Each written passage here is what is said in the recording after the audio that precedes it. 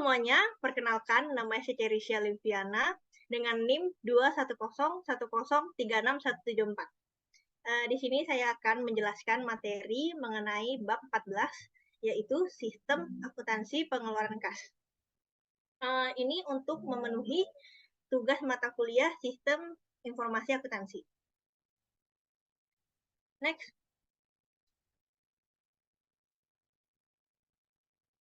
Nah, jadi yang pertama kita akan membahas mengenai sistem akuntansi pengeluaran kas dengan cek. Next. Jadi pengertian pengeluaran kas, menurut Indra Bastian, pengeluaran kas dapat dilakukan dengan menggunakan cek. Pengeluaran kas yang tidak dapat dilakukan dengan cek biasanya yang jumlahnya relatif kecil. Sedangkan menurut Sumarso SR, pengeluaran kas adalah suatu transaksi yang menimbulkan berkurangnya saldo kas dan bank milik perusahaan yang diakibatkan adanya pembelian tunai, pembayaran utang, maupun hasil transaksi yang menyebabkan berkurangnya kas.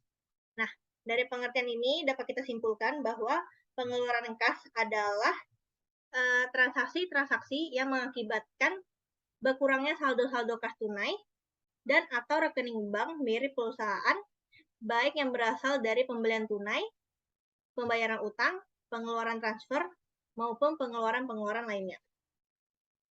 Next. Pengeluaran kas dengan cek memiliki kebaikan yang ditinjau dari pengendalian internal berikut ini. Yang pertama, dengan digunakannya cek atas nama, pengeluaran cek akan dapat diterima oleh pihak yang namanya sesuai dengan yang ditulis pada formulir cek. Nah, dengan demikian pengeluaran kas dengan cek menjamin diterimanya cek tersebut oleh pihak yang dimaksud oleh pihak yang membayar. Yang kedua adalah dilibatkannya pihak luar, dalam hal ini bank, dalam pencatatan transaksi pengeluaran kas perusahaan. Dengan digunakannya cek dalam setiap pengeluaran kas perusahaan, transaksi pengeluaran kas direkam juga oleh bank, yang secara periodik mengirimkan rekening koran bank ke perusahaan nasabahnya. Yang ketiga, jika sistem perbankan mengembalikan cancel cek kepada penerbit cek, pengeluaran kas dengan cek memberikan manfaat tambahan bagi perusahaan yang mengeluarkan cek, dengan dapat digunakannya cancel cek sebagai tanda terima kas dari pihak yang menerima pembayaran. Next.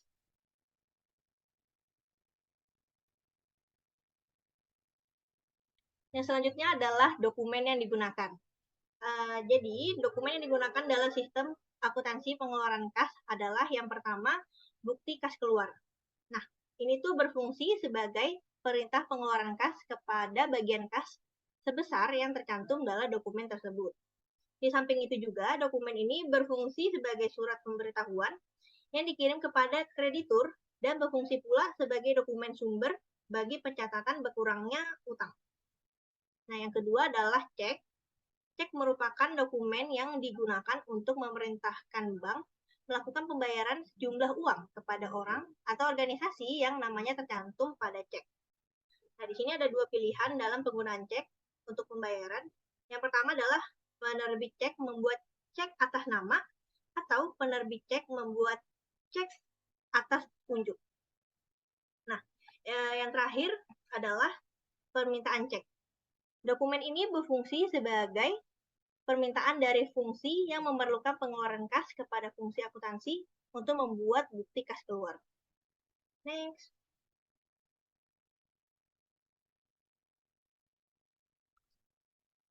Yang selanjutnya adalah catatan akuntansi yang digunakan dalam sistem pengeluaran kas dengan cek. Yang pertama ada jurnal pengeluaran kas. Dalam pencatatan utang dengan account payable system, untuk mencatat transaksi pembelian digunakan jurnal pembelian, dan untuk mencatat pengeluaran kas digunakan jurnal pengeluaran kas. Nah, yang terakhir itu ada register cek. Dalam pencatatan utang dengan voucher payable system, transaksi untuk mencatat transaksi pembelian digunakan dua jurnal. Yang pertama, register bukti kas keluar dan register cek. Nah, register bukti kas keluar ini digunakan untuk mencatat utang yang timbul Sedangkan untuk register cek digunakan untuk mencatat pengeluaran kas dengan cek. Nah, register cek digunakan untuk mencatat cek-cek perusahaan yang dikeluarkan untuk pembayaran para kreditur perusahaan atau pihak lain. Next.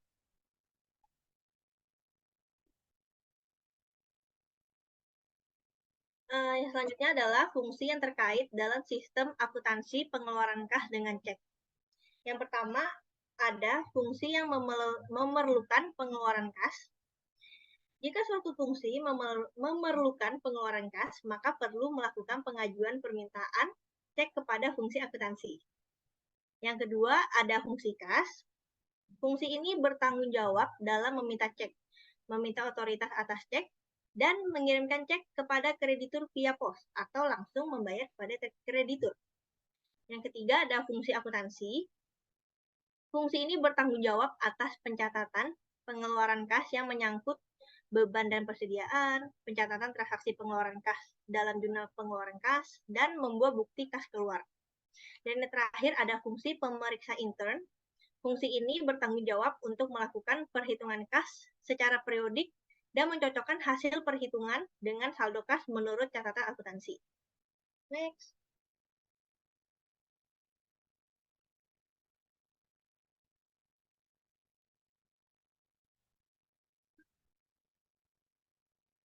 Yang selanjutnya adalah unsur pengendalian internal. Sistem pengendalian internal yang baik dalam sistem kas mensyaratkan agar dilibatkan pihak luar atau bank untuk ikut serta dalam mengawasi kas perusahaan dengan cara sebagai berikut.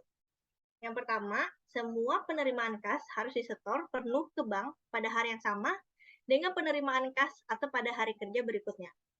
Yang kedua, semua pengeluaran kas dilakukan dengan cek. Dan yang terakhir, pengeluaran kas yang tidak dapat dilakukan dengan cek atau karena jumlahnya kecil, dilakukan melalui dana kas kecil yang diselenggarakan oleh Impress System. Next.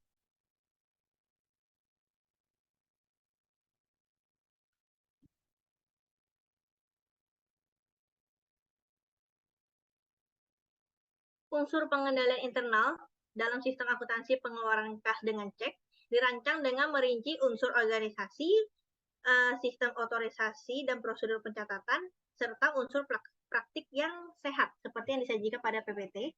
Jadi, organisasi yang pertama ada fungsi penyimpanan kas, harus terpisah dari fungsi akuntansi. Yang kedua, ada transaksi penerimaan dan pengeluaran kas, tidak boleh dilaksanakan sendiri oleh bagian kas. Untuk sistem otorisasi dan prosedur pencatatan, yang pertama ada pengeluaran kas harus mendapat otorisasi dari pejabat yang berwenang. Pembukaan dan penutupan rekening bank harus mendapatkan persetujuan dari pejabat yang berwenang. Dan yang terakhir ada pencatatan dalam jurnal pengeluaran kas atau dalam metode pencatatan tertentu dalam register cek harus didasarkan bukti kas keluar yang telah mendapatkan otorisasi dari pejabat yang berwenang dan yang dilampiri dengan dokumen pendukung yang lengkap. Next.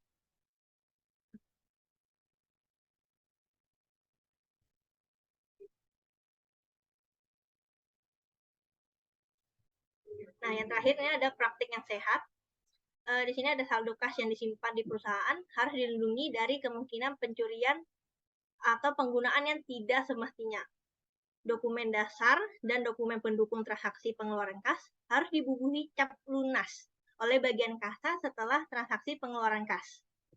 Yang ketiga, ada penggunaan rekening koran bank yang merupakan informasi dari pihak ketiga untuk mengecek ketelitian catatan kas oleh fungsi pemeriksa intern yang merupakan fungsi yang tidak terlibat dalam pencatatan dan penyimpanan kas. Yang keempat, ada semua pengeluaran kas harus dilakukan dengan cek atas nama perusahaan penerima pembayaran atau dengan pemindah bukuan. Yang kelima, ada jika pengeluaran kas hanya menyangkut jumlah yang kecil, pengeluaran ini dilakukan sistem akuntansi pengeluaran kas melalui dana kas kecil yang pencatatan akuntansinya diselenggarakan dengan Impress System.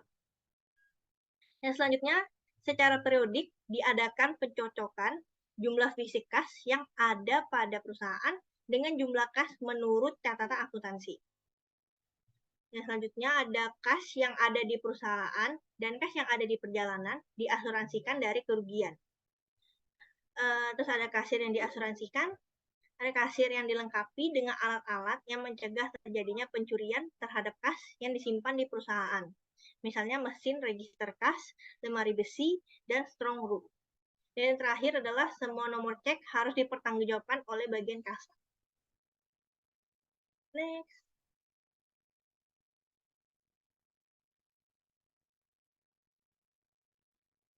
Nah, sekarang kita masuk ke sistem dana kas kecil.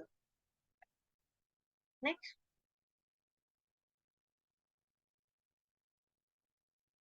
Nah, jadi pengertian dari sistem dana kas kecil adalah penyelenggaraan dana kas kecil yang memungkinkan pengeluaran kas dengan uang tunai dapat diselenggarakan dengan dua cara. Yang pertama, sistem saldo berfluktuasi, dan yang kedua ada impres system. Nah, kalau dalam sistem saldo berfluktuasi, penyelenggaraan dana kas kecil dilakukan dengan prosedur sebagai berikut. Yang pertama ada pembentukan dana kas kecil, dicatat dengan mendebit akun dana kas kecil. Terus yang kedua ada pengeluaran dana kas kecil, dicatat dengan mengkredit akun dana kas kecil, sehingga setiap saat saldo akun ini berfluktuasi. Dan yang terakhir adalah pengisian kembali dana kas kecil, dilakukan dengan jumlah sesuai dengan keperluan dan dicatat dengan mendebit akun dana kas kecil. Next.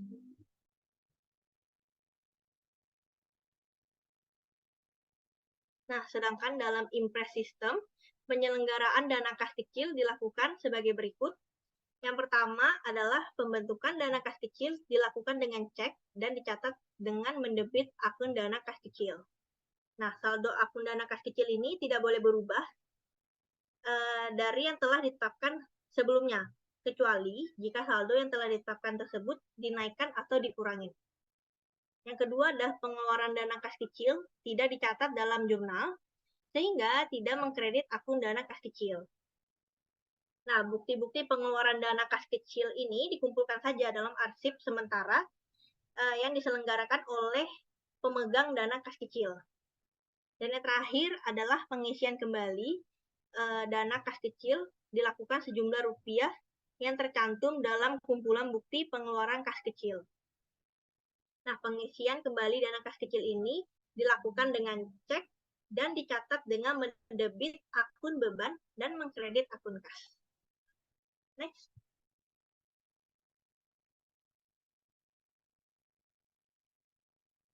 Nah, dokumen yang digunakan dalam sistem dana kas kecil adalah bukti kas keluar.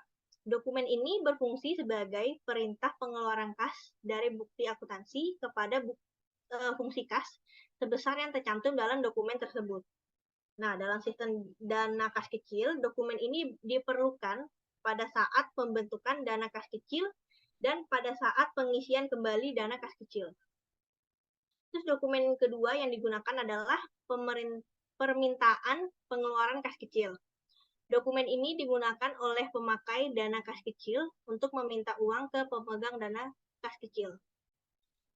Bagi pemegang dana kas kecil, dokumen ini berfungsi sebagai bukti telah dikeluarkannya kas kecil olehnya.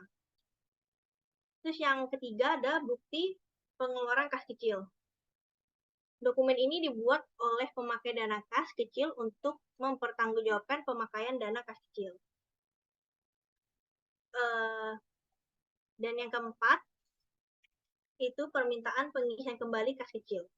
Dokumen ini dibuat oleh pemegang dana kas kecil untuk meminta kepada bagian utang agar dibuatkan bukti kas keluar untuk pengisian kembali dana kas kecil. Next.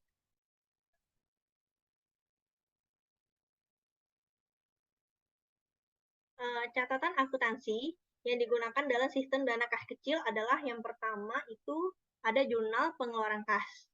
Dalam sistem dana kas kecil, jurnal pengeluaran kas digunakan untuk mencatat pengeluaran kas dalam pembentukan dana kecil dan dalam pengisian kembali dana kas kecil. Yang kedua ada register cek. Dalam sistem dana kas kecil, catatan akuntansi ini digunakan untuk mencatat cek perusahaan yang dikeluarkan untuk pembentukan dan pengisian kembali dana kas kecil. Dan yang terakhir adalah jurnal pengeluaran dana kas kecil. Untuk mencatat transaksi pengeluaran dana kas kecil ini diperlukan jurnal khusus. Nah, jurnal ini sekaligus berfungsi sebagai alat distribusi pendebitan yang timbul sebagai akibat pengeluaran dana kas kecil. Next.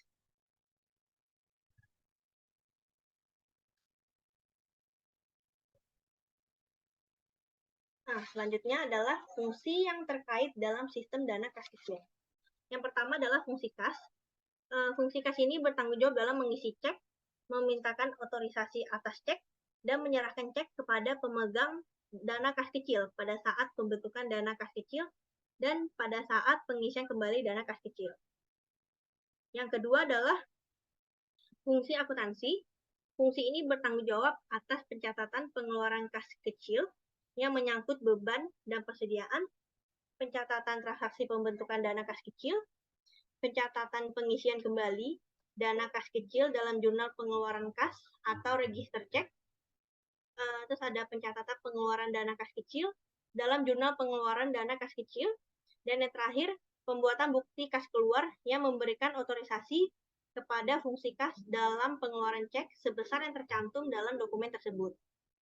Nah, fungsi ini juga bertanggung jawab untuk melakukan verifikasi kelengkapan dan sahnya dokumen pendukung yang dipakai sebagai dasar pembuatan bukti kas keluar. Terus yang keempat, ada yang ketiga, fungsi pemegang dana kas kecil. Fungsi ini bertanggung jawab atas penyimpanan dana kas kecil, pengeluaran dana kas kecil sesuai dengan otorisasi dari pejabat tertentu yang ditunjuk, dan permintaan pengisian kembali dana kas kecil. Yang keempat ada fungsi yang memerlukan pembayaran tunai, dan yang terakhir adalah fungsi pemeriksa intern. Fungsi ini bertanggung jawab atas penghitungan dana kas kecil secara periodik dan pencocokan hasil perhitungannya dengan catatan kas. Next.